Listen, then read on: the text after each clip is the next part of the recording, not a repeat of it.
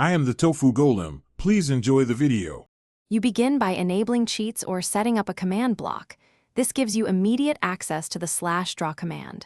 Type the base command in chat, then add target coordinates and the block you want to place. Once done, specify orientation so the shape faces correctly. Make sure to pick simple coordinates first to avoid large mistakes. This quick start gets you drawing right now, because practicing on small shapes helps you learn parameters without costly world edits. Next, decide what to draw. A line, box, sphere, circle, or a custom pattern, each has slightly different arguments. Add size and thickness values, pick hollow or solid, and include rotation when supported so your shape aligns with terrain.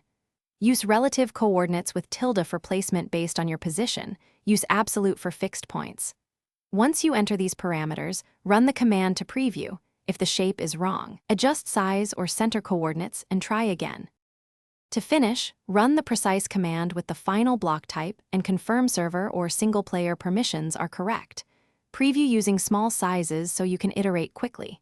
If you need to revert, use a targeted /fill with error or restore from a save before large edits. This prevents permanent errors.